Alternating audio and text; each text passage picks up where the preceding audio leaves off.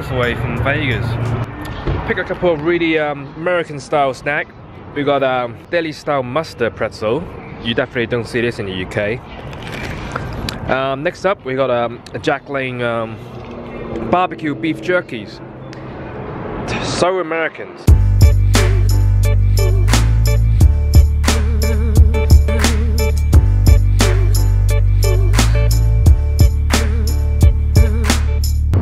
Yep, that is just Vegas in front of us. Fifth day of my US trip. I'm meeting up with my friend Isaac from London. We're going to be watching the Champions League final between Juventus and Real Madrid at the Aria, because they have really big screens there.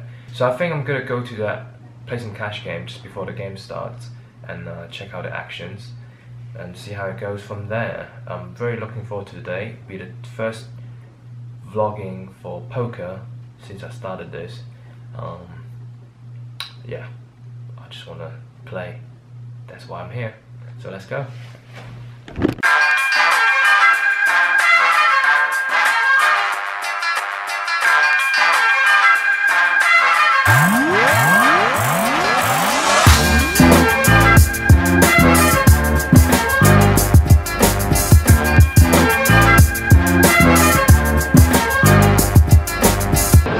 As we approach the poker room, I just want to make a special mention for a place that me and our friends were hanging out last year.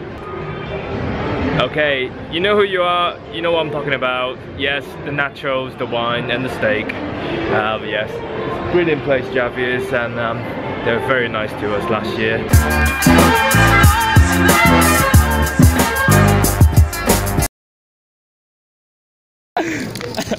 Unlucky. Right, golden to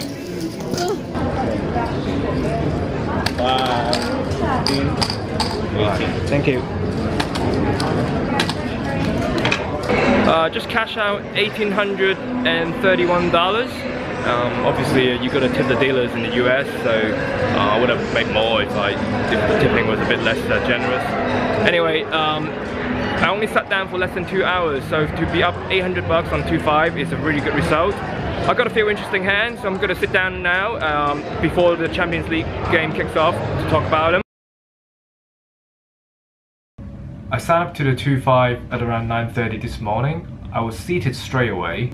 I basically didn't play a hand for the first orbit, but I was able to spot that one player to 3 to my left is very capable of free betting and c betting very light, and another player 2 to my right, and he's happy to call many flop and many pre-flop raise with many marginal holdings. Finally, I found pocket queens in the small blind. There was an early position limp, and then folded to the passive player 2 to my right, and he made it $15. I've already seen him opening to 15 with marginal holdings, so when it folded to me, I'm in the small blind, there is only one option, and which is the free bet. I made it to 60, and big blind fold, and the early position limper also fold. The action went back to the original raiser from the cutoff, and he calls. So heads up to the flop. The first card, which is called Windows card, was a queen. I was already more relaxed knowing I flopped the set, and the full flop was Queen Jack 8 with 2 diamonds. It doesn't really matter too much, because when I c-bet $75, he very quickly came up. So I took down this pot, and I was happy to keep playing because it seems like a very good table to play on, and very passive opponents, and they would call with very wide ranges of hands pre-flop, which is excellent. So I keep folding for another orbit or so, and I found pocket kings under the gun. I raised it to $15, and there was a middle position call, and then the good players, 3 to my left, decided to free bet to 65. I mean, I was expecting this because from the hands that I've seen him play before in the first 2 orbits, he already free bet 2 or 3 times. So he's free bet ratio is on the higher side. I was already in my mind trying to figure out how much the 4-bet I was going to put up when the actions come back to me. However, that plan quickly changed when the actions goes to the players 2 to my right, the passive loose player that I was talking about. He gave it a good 5 seconds of thinking and he decided to ship all in. This is what we'll call a cold 4-bet shove all in. And he had around $590 in front of him. He is never bluffing in this spot. However, I don't think he would be doing this with aces. Would you try to scare everyone by putting such a large 4-bet and scare everyone away? So I don't think he would have aces in this particular instance. And I just quickly put all my chips in the middle and announced all in. The gentleman to my left has fold and the 3-better also fold. And I quickly showed my kings because I knew I was ahead. I didn't want the player to be embarrassed at the end of the hand if I do win. And he didn't show. The flop had a 10 and a jack, which worried me a little because he could have done this move with pocket jacks and pocket 10. And luckily this time he just said nice hand and I took down a very sizable pot. And I quickly looked at my watch. I had actually sat down on this table for less than 22 minutes. So in 22 minutes I have made just over $700 US. So another hand I want to talk about is a straddle pot. The straddler was the passive and loose player who lost against my kings earlier. He is still sitting 2 to my right and he straddled to $10. And the under the gun player folds and I found king 10 of diamond. This is a marginal hand. I think in most circumstances I would raise because this is actually a hand with 2/5 of the royal flush already made. So how could you get away from this? So any board weight combos, suited combos, I think I would play from pretty much any positions, just to as a balanced range. I make the raise of $30 and a player 2 to my left, he put in a raise of $75. The action fold all the way back to me and now I have the decision to make. I have seen this player play only a couple of hands and he's always been passive, and the only time he put a lot of money in the middle was when he had the nuts. And so I feel that although his range would be much stronger than king 10 of diamond, however the price is so good that I simply cannot fold. So he's asking me to put in extra $45 into a pot already has $120. That is almost 3 to 1. So for such a good price, I don't think I could fold any of my range that I would raise from the under the gun position. So I make a quick call. The flop is interesting, queen 7-8 with 2 diamonds. So now I would check this to him because there's no point of betting a draw, especially I was the caller of the 3-bet and be in our positions. And he make a bet of $160. I thought this was a rather large size. There is only around $160 in the middle. And he was quite deliberate because initially he only had 120 in his hand and he changed his mind and put 160 instead.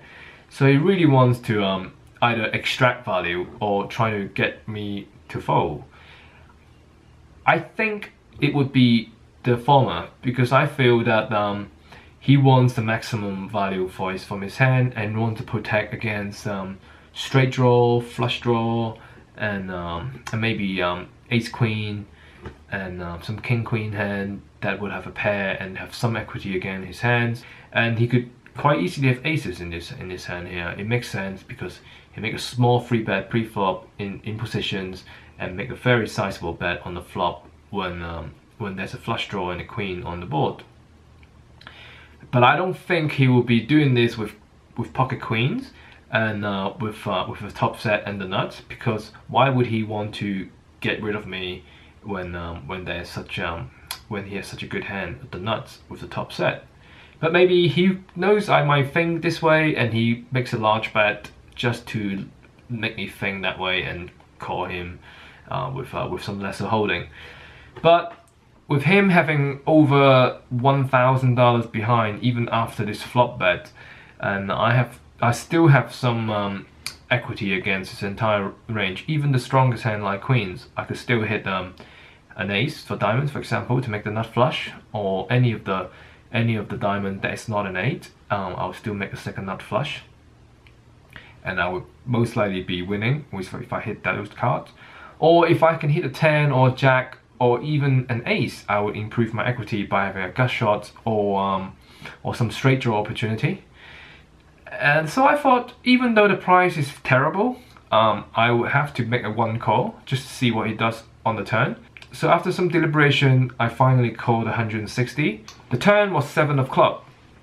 This card is pretty bad for us, because if he had aces without the ace of diamond, I have one less out. I can no longer hit ace of diamond to make nut flush. It will give him a full house if he had aces.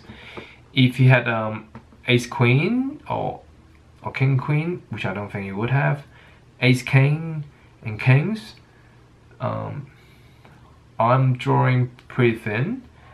And so I quickly checked, and he bet 300 in this pot. I mean, at this stage, there's not really anything else I could do but fold. He had almost half his stack in the middle. He is never going to fold, so there's no point trying to bully him out of the pot. And even if I hit my cards that improve my hands to a flush or a pair of king, I might not win, and I don't have any straight draws. Basically, my situation is fold. And it's just a very gentle reminder why you don't want to play marginal hand out of positions against a tight player. It is very difficult to extract money from them, even though if you hit your hand, and obviously you don't get to hit your hands every time. So there's no choice, I make fold, and that was it. So this is it for my hand review today.